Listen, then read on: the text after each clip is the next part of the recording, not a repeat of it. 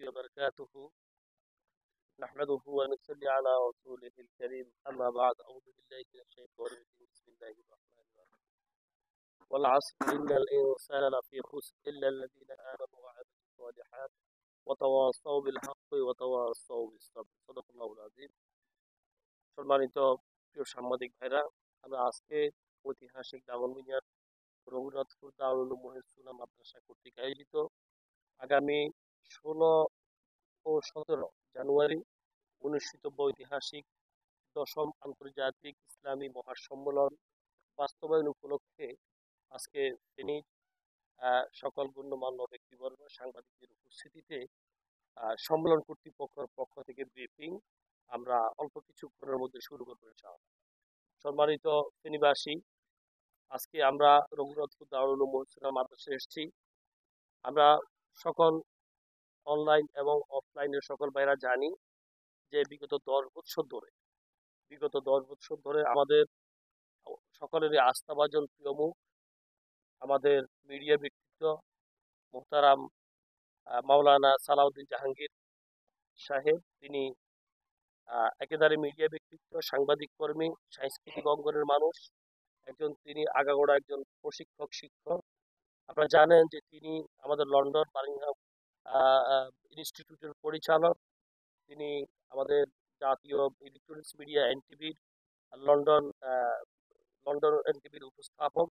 তিনি এই আমাদের রঘুনাথপুর দারুল উলুম মুহিসুনা মাদ্রাসার অত্যন্ত বিচক্ষণ একজন মহাপরিচালক। এছাড়াও তিনি ফেনীর উল্লেখযোগ্য প্রতিষ্ঠান সমূহের সাথে তিনার উদার আন্তরিক সম্পৃক্ততা রয়েছে।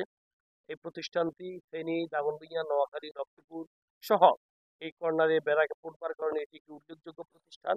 এখানে তিনি দায়িত্বভার গ্রহণ করবার পর থেকে অত্যন্ত সুন্দরভাবে, অত্যন্ত স্মার্টলি, অত্যন্ত বিচক্ষণতার সহিত এই প্রতিষ্ঠানটাকে তিনি হ্যান্ডেল করছেন। এবং এই অঞ্চলে বিশেষ করে দরবেশের হাট এবং সিন্দুরপুরের গণমানুষের যে আকাঙ্ক্ষা হিসেবে এবং আমাদের এই অঞ্চলের মানুষগুলোর হৃদ্যতার চাহিদা হিসেবে তিনি বিগত 10 বছর ধরে সারা পৃথিবীর শ্রেষ্ঠ, সারা পৃথিবীর গুরুত্বপূর্ণ ওলামায়ে কেরামকে একেবারে আমাদের বাইতুল মুকাদ্দাসের খতিব থেকে নিয়ে উল্লেখযোগ্য ওলামায়ে কেরাম পাকিস্তান, ভারত থেকে এবং আমাদের দেওবন্দের শীর্ষ ওলামা হযরত থেকে নিয়ে সারা পৃথিবী থেকে গুরুত্বপূর্ণ ব্যক্তিবর্গকে দিয়ে এই মাঠে বিগত 10 বছর তিনি একটি ধারাবাহিকভাবে দ্বীনি মারকাজ এবং মহাসম্মেলন করে থাকেন। এবং এই মহাসম্মেলনে আমরা দেখেছি, আমরা ইতিহাসের সাক্ষী হয়েছি, বিগত 10 বছর ধরে মহান রাব্বুল আলামিনের অশেষ মেহেরবানিতে হাজার হাজার মুসল্লি উপস্থিতি হয়েছে, পদচারণা হয়েছে, অসংখ্য গুণগ্রাহী মানুষ, দিনদার আল্লাহওয়ালা মানুষগুলোর উপস্থিতি ছিল।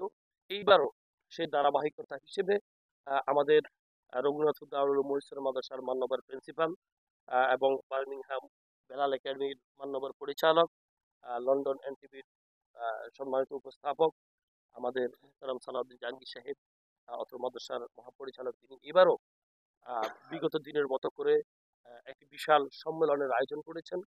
মহান রাব্বুল আলামিনের সকল কিছু ঠিক থাকলে, রহমতের শামিলে হাল হলে আগামী বৃহস্পতি শুক্রবার এই বিশাল মাঠে আপনারা দেখেছেন প্রায় লক্ষাধিক লোকের জন্য একটি সামিয়ানা টাঙানো হয়েছে, বিশাল প্যান্ডেল করা হয়েছে।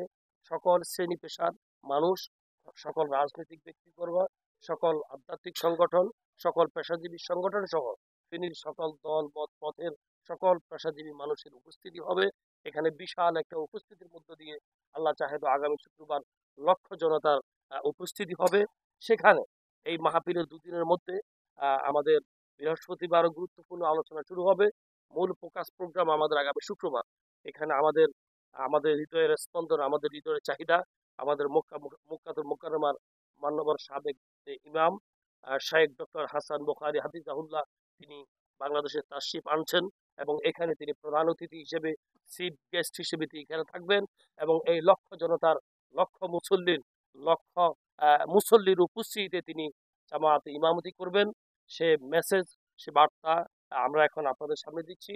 এ পর্যায়ে এই বিশাল লক্ষ মুসল্লির উপস্থিতি, লক্ষ জনতার প্রাণের স্পন্দন রঘুনাথপুর দারুল উলুম মুহিসুনা মাদ্রাসার ধারাবাহিক মাহফিলের মতো করে এবারেরও আন্তর্জাতিক মহাসম্মেলনের আনুষঙ্গিক বিষয়ে, মাহফিল বাস্তবায়নের স্বার্থে, মাহফিলের শৃঙ্খলার স্বার্থে, মানুষের নির্বিঘ্নে ছুটে চলা, মানুষের নির্বিঘ্নে উপস্থিতি এবং মাহফিলে আসা, বসা এবং নামাজের যে প্রস্তুতি, সকল বিষয়ের উপরে গুরুত্বপূর্ণ আলোচনা হবে। আমি শুরুতেই সংক্ষেপে আলোচনা পেশ করবার জন্য আমি অনুরোধ করছি আমাদের আধ্যাত্মিক সংগঠন হেফাজত ইসলাম বাংলাদেশ ফেনী জেলার মোহতারাম সাধারণ সম্পাদক সেক্রেটারি বিশিষ্ট ব্যবসায়ী আমার বন্ধুবর মোহতারাম ওমর ফারুক ভাইকে কথা বলবার জন্য।